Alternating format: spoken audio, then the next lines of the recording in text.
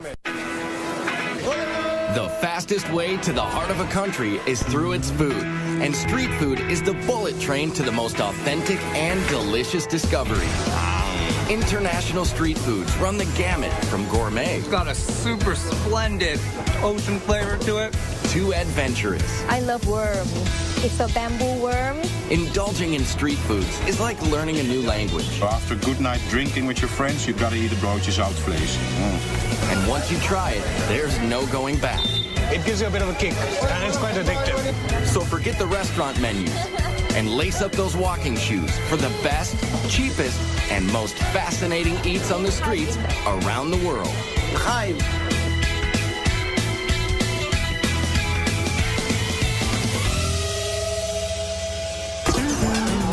Food. It's the #1 reason people like to travel, and the best place to find it is on the streets.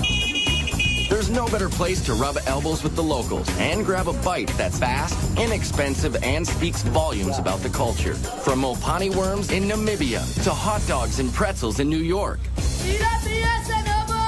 Street foods reflect the essence of a place. Scoop up a camel spleen sandwich in Morocco, and you're digging into a piece of Berber history. Bite into spicy rabbit heads in China, and you're overwhelmed by the Sichuan tradition of spicy and bold flavors. They're mouth-watering, portable, and cheap. Like the best jerk chicken you'll ever eat from a stand in Kingston, Jamaica for a couple of bucks. Vendors are magicians with just a cart, a grill, and a few fresh cuts of meat and spices. While food trucks are revving up in the United States, street foods have been around for centuries throughout the rest of the world. So we travel across the globe to Jerusalem for snacks as old as the Bible, to Berlin and Amsterdam for sweet and savory flavors from Europe, and to Tokyo, Hong Kong, and Mumbai, dishing up everything from eel kebabs to stinky tofu. And we start in Mumbai, India. It's the largest open-air kitchen in the world. Sizzling hot, crazy loud, fast, and always cheap. Capable of serving, get this, more than 20 million people a day. Mumbai is India's most populous city, a magnet for people and foods from all over the country. You'll get a taste of every part of India on the streets of Mumbai. You won't get that anywhere else. Kalyan Karmakar is a market researcher, but his passion is blogging about street food of his native India. Warm temperatures and dirt-cheap food carts bring practically everyone outdoors to socialize and eat at the numerous cow gullies, which means eat streets. And like this cow gully in the Fort Commercial District, there are always stands noisily cooking up pav bhaji. Pav bhaji is a cross between vegetable stew and gravy served with hot buttered rolls. The base starts with potatoes hand-mashed in butter, along with diced tomatoes, onions, peas, and peppers. And then he's going to add his red masala and then spices and then a touch of lime. It originated to feed textile mill workers in the 1890s. So in India, we don't use spoons all the time. We use like our breads, our hands. It's really delicious. For me, it's really all about the butter. The price is easy to swallow too, just $1 for a plateful. A lot of the food in Mumbai is vegetarian because 80% of the population is Hindu. They consider cows to be sacred, but they do have their burgers, Bombay burgers that is, otherwise known as vada pav. We call it vada pav, for you it's Bombay burger. Mumbai's favorite food. It has no meat. It's just a carb fest of potatoes and spices mashed in a ball, coated with chickpea flour and deep fried. The vada pav sells for about 10 cents. Locals eat it for every meal. If you want to taste real Mumbai food, it's on the streets, available on the streets. Yeah. No need to go to a 5-star or any posh restaurant. Well, maybe, but it's better if you're weaned on a very spicy diet. The Bombay burgers come with complimentary chili peppers, which would destroy adventurous eaters in most parts of the world. But not here. No, because we've grown up on this. So, you know, after this, like habanero peppers of Mexico, those are like kid stuff. Like, we can have that in our sleeve. No doubt about it, the street food scene in Mumbai is gritty. Takeout is wrapped in newspaper. Everyone cooks, serves, and eats with their right hand. And sanitation issues make the tap water unsafe to drink, especially for Westerners. It's why most visitors pass up raw fruits, vegetables, and drinks. While there are eat streets all over Mumbai, you'll only find meat dishes in a handful of Muslim areas, like Bendi Bazaar in the oldest part of South Mumbai. It's home to the Borhi Mahalla neighborhood, with dozens of stands and holes in the wall where rich and poor rub elbows and break bread. Starting with the famous Indian flatbread called roti. Here at the Mohammed Khan Bakery, the process hasn't changed in hundreds of years. Whole wheat flour, water, and a pinch of salt. Hand-kneaded, flattened on a cloth-covered bowl, and then slapped inside a clay tandoor oven. Like even the aroma, it just makes you smile. I mean, this is like what bread was meant to be. They ship rotis all over India. And just down the block to this shop, cooking barahandi, or 12 vessels. Naheem Hyatt's family has owned this place for 3 generations, where they've got cow, goat, and lamb feet, rumps, brains, and bone marrow, simmering in curries and sauces all day. It takes 12 hours to get cooked. We put up the recipe in the morning, then we arrange it in the evening. Kalyan is joined by Mr. Mozit. He's, one of the regulars here. And now we are going to start and we'll let you know how it is. So it's chota ka paya, and paya means trotters. Trotters. Paya means trotters. That's goat feet to you and me. This is the marrow. We suck out the marrow out of bones, but they've done it for us. So you've just got this like marrow over here, and you dip your roti into it, take it out. This is to be eaten with our hands, not with a knife or a fork. And you sort of dunk it in. Yeah. So let's do that. Fond of such food. I love it. You've got a meaty flavor, so it's very, very decadent and sinful. And the slow cooking makes the meat literally melt off the bone, even a tailbone. Look at this. I mean, it's like one of Mr. Mohsin's mattresses. I mean, like it's like softer than a feather mattress. Fantastic. Good. There aren't many places like this left as younger consumers want faster foods. But for lots of Mumbaikers, the most popular spots for street foods and socializing are Mumbai's beaches. It's what life was before malls were developed. So it's really the malls for most of Mumbai. And here at Juhu Beach, people come for the cool breezes and the chats, or snacks. These are made of puri, fried flour dough, some flat, some formed into hollow balls, all topped with variations of potatoes, chutney relishes, and spices. It's a little bit spicy, but it's a tasty food. It's a mix-up of all the vegetables, tomato, onion, and all, so it's very yummy.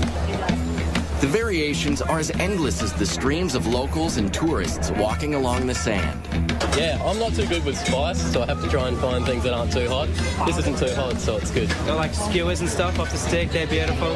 But yeah, a lot of veggies as well, it's good. And desserts as well, there's a lot of excellent desserts. Desserts, like the gola, crushed ice, doused with several different flavors of tart and sticky syrup. There's just no neat way to eat these things. Or a faluta. You can get them in different sweet flavors. This one is rose, mixed with noodles, seeds, milk, and ice cream. Hard to tell whether to use a straw or a fork. And to top off a night at Juhu Beach, there are prawns, a beetle leaf stuffed with dried fruits and spices. And it's a digestive and it gives you a bit of a kick. And if the mildly addicting stimulant in the beetle leaves isn't enough of a kick for you, get this. They dress them with a thin layer of real silver, just for show. But you don't need silver to eat like a king in Mumbai. Because the street food is so incredibly cheap and delicious. I love Mumbai. I'm addicted to Mumbai. It's a bit like Hotel California. Once you check in, you just can't check out. And while it is tempting to linger in India, why miss out on one of the most delectable combinations of sugar and butter you'll ever find? They're very good. This diet buster is coming up later in Amsterdam. But first, it's time to pack on the protein. And in Bangkok, it either slithers, scurries, or squirms. I love worm. It's a bamboo worm. Oh my God, I want to taste it. Bangkok, Thailand is one of the fastest growing, most modern cities in Southeast Asia. With a population topping 9 million and counting. It's a city that never sleeps while it pulsates with culture, fashion, and cuisine, peddled by immigrants from around the region. So it's a constant outdoor smorgasbord along the canals and streets, with vendors hawking everything from crispy grasshoppers and locusts to fermented rice and spicy snakehead fish. Not only like fast, it have to be good. So all the street food squeeze itself into people's daily life. It's not only street food, it's a part of life. Nim Korokot is a travel and food writer who can't wait to get home to Bangkok after business trips. And I'm just fall in love with food because what Thai people love so much, I'm just ordinary Thai. We love food. They love food so much, locals eat multiple small meals all day and all night. It's always a party on the streets. Starting with seafood sold from boats along the canals that crisscross Bangkok.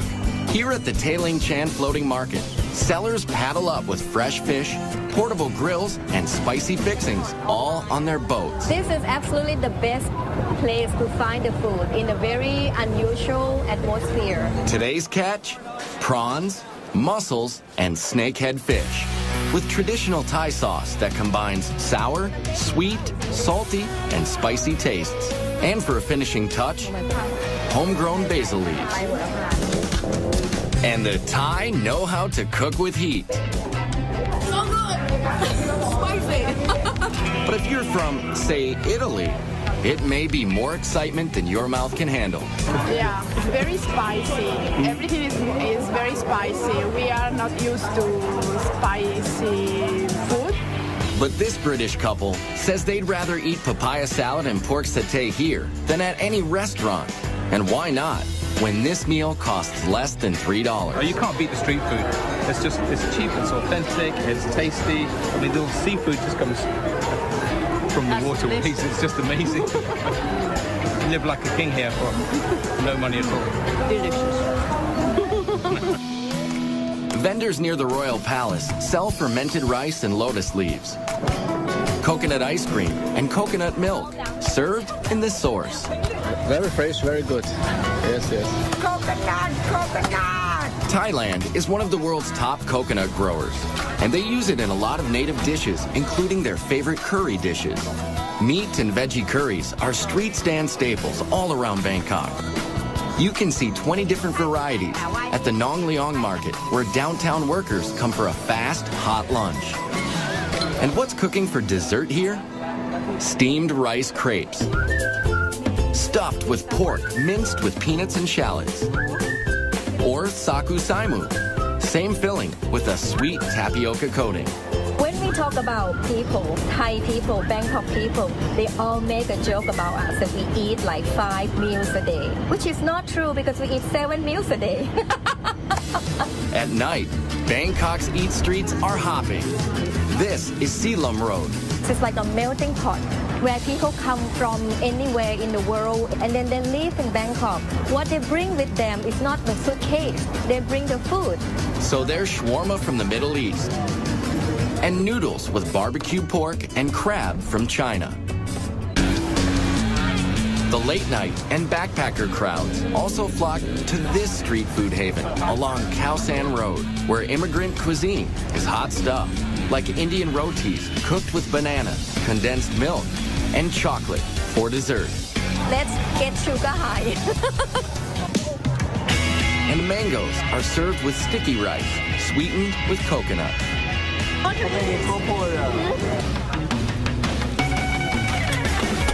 And it wouldn't be Thailand without pad thai.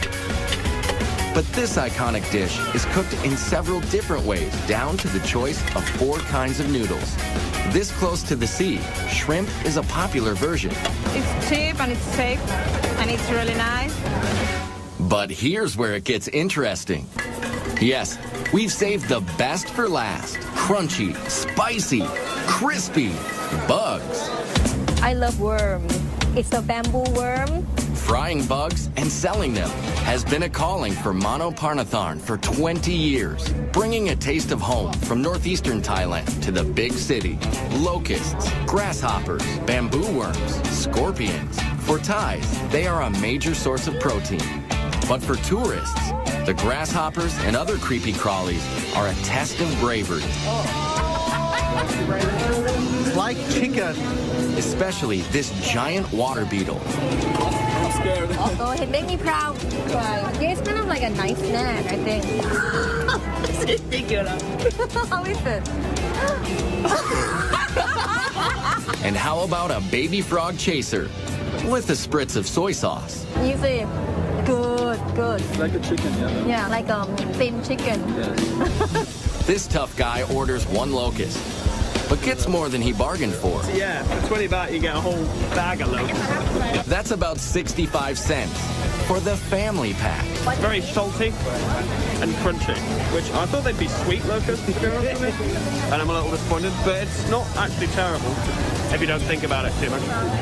But it's impossible not to think about what you're biting into in Hong Kong, where your nose keeps reminding you. I smell dead people. That's what's coming out of this bag. That's coming up later.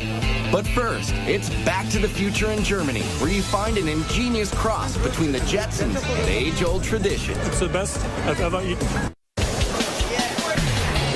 Visitors to Germany come to savor the old world charm or stop at milestones of history, like the site of the shattered Berlin Wall. Restaurants are usually expensive, and you don't hear much about the street food. But you can find cheap eats at a nearby Imbiss, which means food stand in German.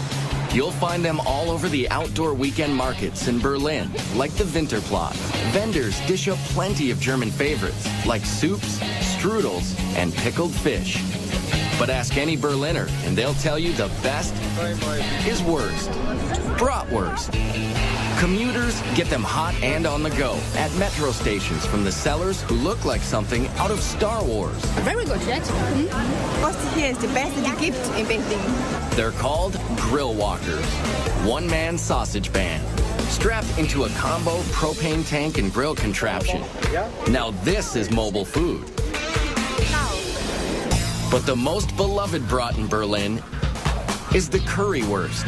Pork sausages grilled and doused in curry and tomato sauce. And one of the most famous currywurst joints is Curry 36, where you can eat inside or out. But most currywurst is grab and go. I asked them where you can get the best currywurst in Berlin, and they told me Curry 36. So I'm here now to taste, and it's great. Urban legend has it that in 1949, a German housewife traded liquor to British soldiers for the hard-to-find curry spices. She cooked up the cheap but filling dish. This meal deal is less than $4. Oh yeah, really good. Over the years, Germans have acquired a taste for Mediterranean fare brought by Turkish immigrants like this modest guy. Come to Mustafa's Kreuzberg, Berlin City, richtig. Best kebab in town.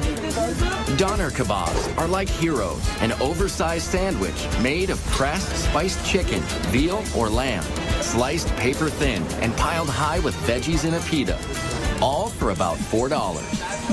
I love kebab, yeah? Before, I don't found a good kebab, and I think I must make the best. Food writer Steen Hansen agrees. Got lovely meat here. We've got some feta cheese, onions, salad, some pieces of potato. Just delicious.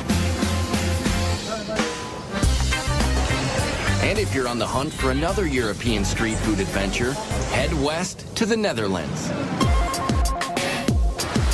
Amsterdam is known as the Venice of the North because of its canals and seafood.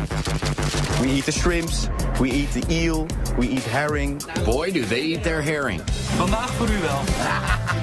Dutch foodie Francis Broekhausen gets his fix at Dappermarkt Street Market. Raw herring is salted for several days and sliced into bite-sized pieces with raw onion and pickled gherkins thrown in. They leave the pancreas inside, so the enzymes, they make the flesh really soft. Oh. It's good. Delicious. Cod is another favorite Dutch street food. In a batter with a lot of spices and herbs. And just like in Germany, Amsterdam's large immigrant population is mixing it up. It's a lot of influence of different cultures. So we have Suriname people, Moroccan, Turkish. Immigrants who cook up dishes like baga, which are donuts made of chickpea flour. Or these sandwiches. They're called broodje zoutvlees. This is fiery stuff. Sticky, gooey, hot. They are stuffed with spicy, fatty, cured beef, brought by immigrants from Suriname. Look at this. Animal fat.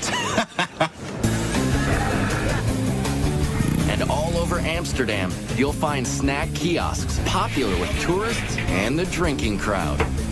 Like the carb-loaded street foods across the canals in the Albert Cupmarkt. Bet these fries smothered in mayo can cure a hangover. Yeah, mayonnaise, baby. Oh my goodness. Folks also flock to outdoor markets to avoid the pricey restaurants, even if some of the street eats are a mystery.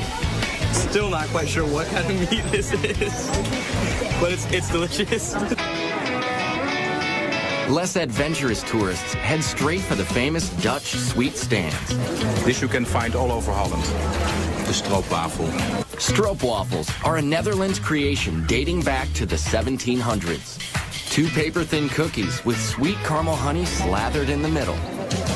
This one is a secret family recipe. My father was busy getting the perfect recipe for many years. And finally he got it. Very good. It's awesome. Very sweet, warm, tasty, rich. And the other uniquely Dutch street food dessert starts with a similar sweet batter, but with different results. These are called proffertjes, which means to puff up. Miniature puff pancakes. His grandfather used to hawk the mini pancakes at traveling carnivals. Flour, milk, eggs, and some secret ingredients where I can talk about. Okay, I can understand.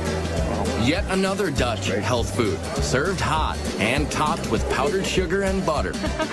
Lots of butter. They're very good. Yeah. Very good. Yeah. From artery-clogging goodness in Amsterdam to a bitter dessert in Hong Kong.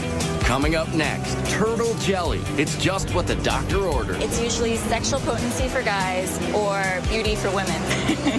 And then, practicing proper etiquette in Japan can be very hard to swallow. This is definitely a big oyster. Hong Kong is home to cuisines from all over the world. Street foods are no exception. And here in this hip and fashionable city, they are served with a heaping helping of tradition. So you'll find skewers of pig intestines, turtle jelly, and the most misunderstood, most reviled street food ever. This might be the worst thing I've ever taken a bite of. It's all good for Amy Ma, food writer for the Wall Street Journal and other publications. Whenever you're hungry, you always find a cart. And the best thing about it is that you can walk down a street and treat that street like you would a 5-course a la carte menu, only you're going from place to place and not sitting down at one restaurant. And it starts with breakfast in Jardines Bazaar, with the Chinese version of a donut. But inside the fried dough is shredded fried pork, pickled vegetables, and rice. The rice ball donuts are served with warm soy milk mixed with more fried dough. It's like a bread pudding soup that's less sweet and better for you. This would be like your ham and eggs and hash brown combination equivalent here in Hong Kong. The combo costs about $1.50, and it has the typical blend of savory and sweet, yin and yang. Very good. Of course, tea is very big in Hong Kong culture, both cold and hot. Especially the very strong, very old silk stocking tea, which gets its name from the stocking used to strain the tea over and over again.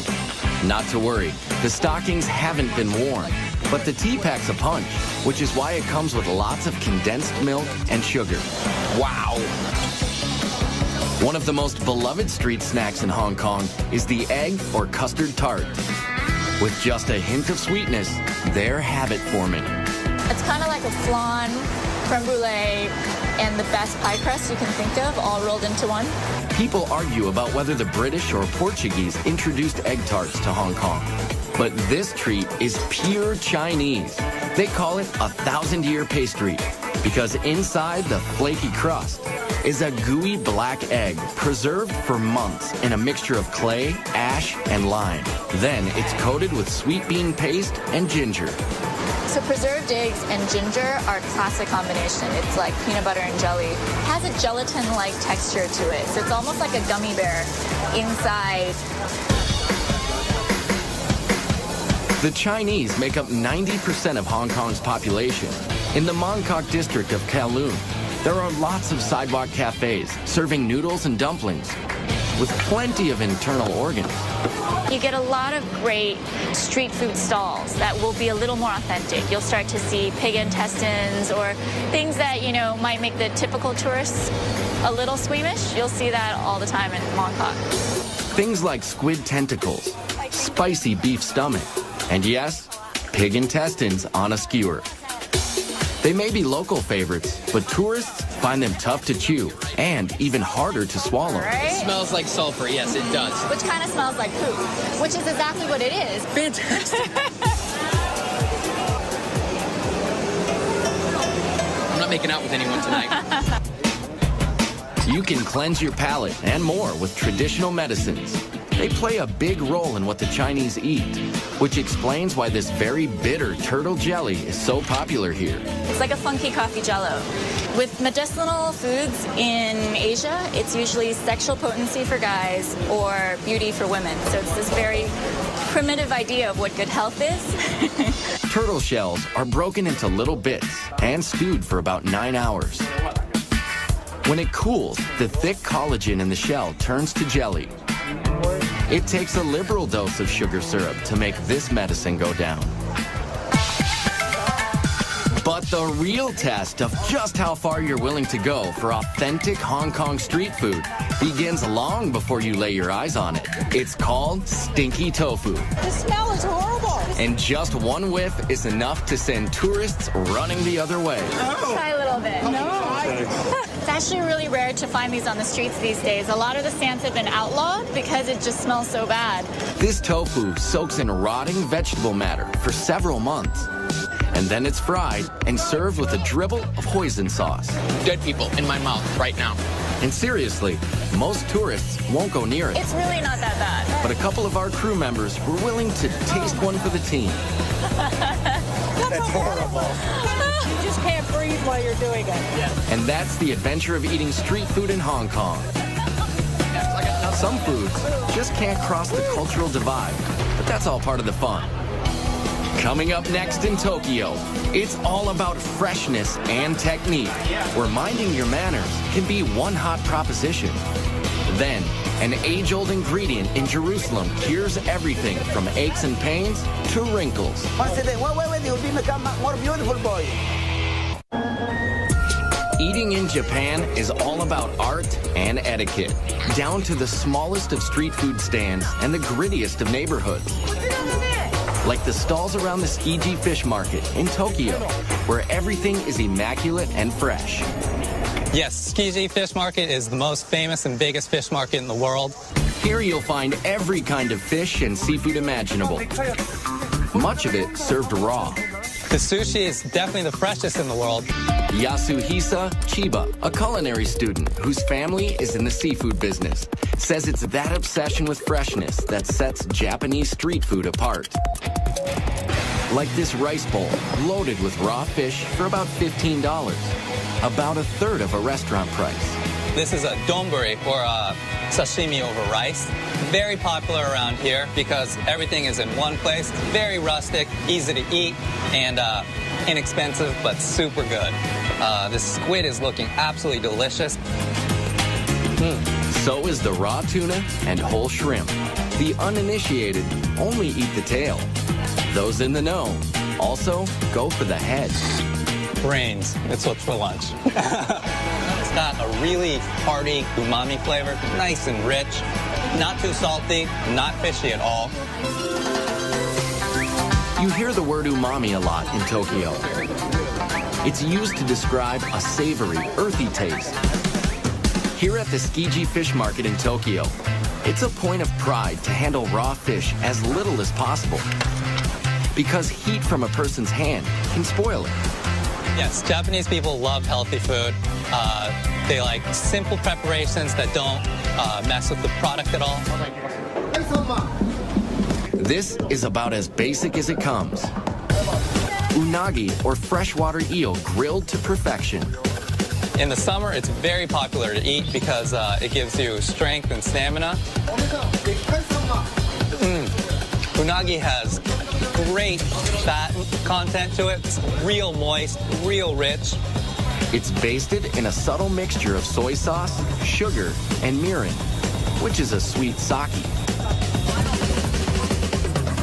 There's nothing subtle about the stand next door, selling giant raw oysters. Look how huge that is. Protocol dictates you've got to swallow it whole, no matter how big it is. This is definitely a big oyster. Quite literally, a mouthful of ocean flavor. First thing was salt. And the really meaty, super good. Another popular street food is much easier to swallow. It's ramen soup with lots of noodles and broth. You have to slurp. I know it's very rude in America to slurp your noodles or pasta, but in Japan you have to do it for it to be delicious. There are a lot of rules you need to know when eating in Japan, like how to bow to your server, how to add wasabi, when to pick up food with your fingers, and yes, the right way to slurp soup. Slurping helps you breathe in the aroma.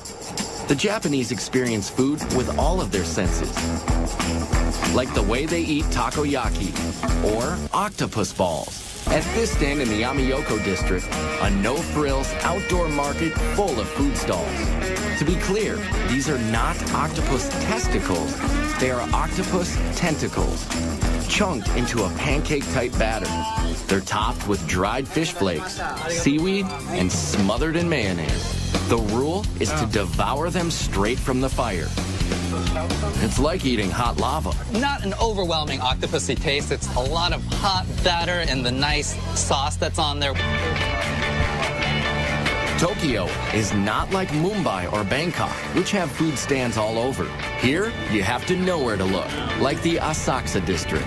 The street leading up to the oldest Buddhist temple in the city is lined with old-time vendors, serving up traditional treats, like marinated seaweed. It's not overly salty, it's not overly powerful, it's just got that nice umami flavor, and it's very healthy, you can tell, but it's delicious. Now, this guy spends hours scraping the kelp and soaking it in vinegar. This just might be an acquired taste, according to these Australians. I think it'd be interesting in soup or in steaks rather than just by itself. Though they love their seaweeds and creatures, the Japanese could not survive without rice. We use rice for everything. It used to be used as currency, and not only do we eat it for every single meal, it's used to make sake, shochu, desserts. Desserts like these, kibidongo. They're balls of sticky rice pounded and coated with sweet bean powder. There's senbei, a dry, crunchy rice cracker. This one is a wasabi seaweed flavor. It's cool to watch how they grill them in the back.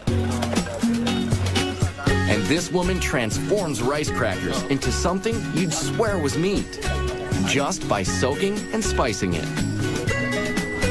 If you told me that it was a beef intestine or tripe, I might believe it. Nope, it's really rice crackers. And after a long day of eating, it's sake time, which, by the way, is also made of rice. After dark, the working crowd heads here, Yakitori Alley, under the downtown train tracks. Yakitori are bite-sized pieces grilled on small skewers. 2 skewers cost less than $4. Right now I'm going to try some livers and the rear end of the chicken. There's been a head-to-tail trend in Japan for centuries, and they're always scrupulous about food safety and cleanliness. Just from hearing its tail, you might think it's disgusting, but this is really good. Or stick your skewers into these morsels: pig's head, chicken thigh, heart, or cartilage. It's fatty, a little bit fatty taste. It's not totally, it's not unpleasant at all, actually. It seems to be quite crunchy and crispy. It's good, actually. Never thought I'd eat it, but I'm eating it. The heart is excellent as well. It really, really is good. Jolly nice and splendid. Minimal cooking, minimal interruption from the chef. So whether it's cooked simply or simply not cooked, Tokyo street food is calling you like a sidewalk samurai with your chopsticks and skewers. Kampai! Coming up next, one of the oldest cities in the world dishes out street fare that just might hold the secret to world peace. My mouth thanks you. Thank you. Jerusalem is one of the oldest cities in the world. It's the crossroads of religious and cultural tradition from Africa, the Middle East, and Europe. Its tumultuous history can be felt in every narrow street and alley. Even its street foods take you back to another time, with origins from many other countries, especially those sold at the Mahane Yehuda market in the center of town.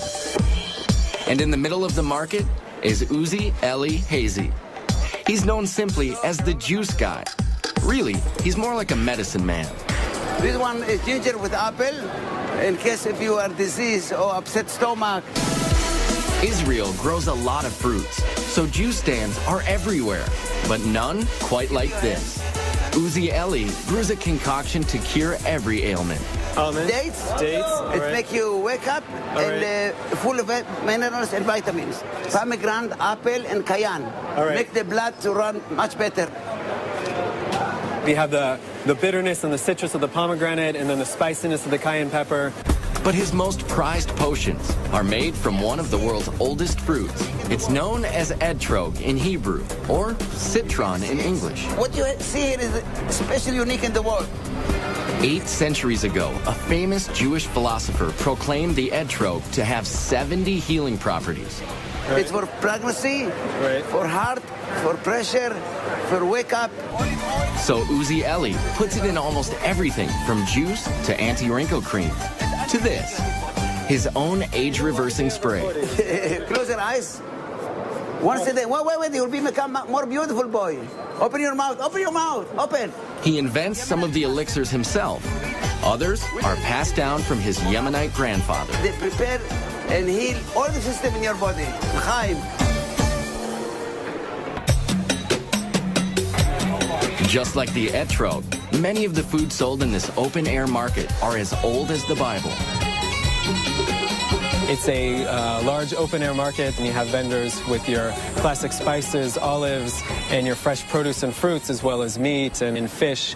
Ben Brewer is an amateur chef and runs Israel food tours in Jerusalem.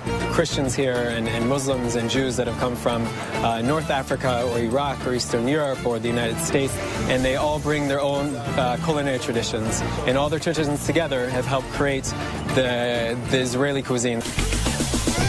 And that cuisine all starts with the basics: seeds, nuts, dates, and olives.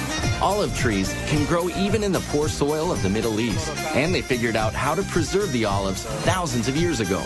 We have olives that are pickled in lemon and different herbs. We have a Moroccan kind of olive, which is just cured in a lot of salt. Briny, salty. There's some garlic and lemon in there. You can tell that they marinated. And dates, which first grew near the Nile, are some of Israel's biggest fruit exports. The king of this market is out hawking a dessert called halava. Amazing. The best halva in Israel. Halava is the Israeli version of a common Mideast confection. Here, it's made from a dense base of sesame paste and sugar. And then they'll add the other element, whether it's the pistachio, the cinnamon, the chocolate, the cappuccino, to give it a slightly different flavor. It tastes like sesame, but sweet, very sweet. And in a back quarter of the market, they're still baking the same breads they have for millennia: laffa and pita, sold to stands making Jerusalem's most iconic street foods, shawarma, kebabs, and falafel. Every ethnic group makes its own versions of falafel, but they're all basically ground chickpeas and spices, molded into little balls and deep fried. It's so good, really, because also it's crispy. All of the people around the world like falafel. Kebabs also originated in the Middle East, and although many cultures have adopted them, you can't beat the real thing just outside the ancient walled city of Old Jerusalem. And at $5, the price is right. This is a part of their culture, and to experience some of the country, so I think it's a good idea. And it's also cheap. Yeah, exactly. Some of it you get at restaurants is the same, I think, but just overpriced. Jerusalem is the crossroads of many cultures and religions. The Arab Quarter is just inside the walls, through the nearly 500-year-old Damascus Gate.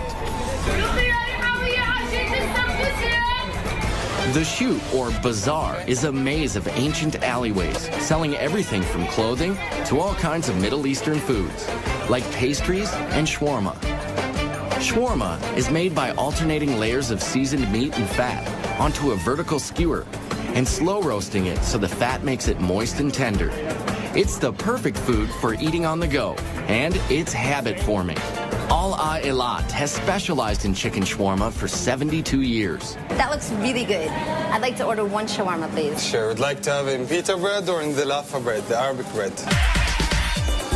Decisions. The choice of salad toppings is endless. And it's finished with a drizzle of tahina, a sesame sauce. Abed Hafiz has been cooking it all his life. It's my grandfather's restaurant. It's a burst of flavors. My mouth thanks you. This is the best fast food in the world. I love the food very much. And that's the delicious lesson found in the ancient traditions of street food in Jerusalem. No matter where you come from or what religion you practice, it's the one thing everyone can agree on. And all around the globe, street foods are bridging cultural divides. So Hindus and Muslims can break roti together in Mumbai. The Japanese can keep up their ancient food rituals even on the go. In Hong Kong, locals can still find old world foods and drink herbal remedies at stalls in the middle of a modern metropolis.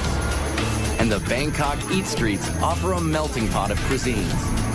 While in Berlin and Amsterdam, you can find natives, immigrants, and tourists lining up to taste the best of all worlds at great prices, keeping alive the tradition of street foods around the globe.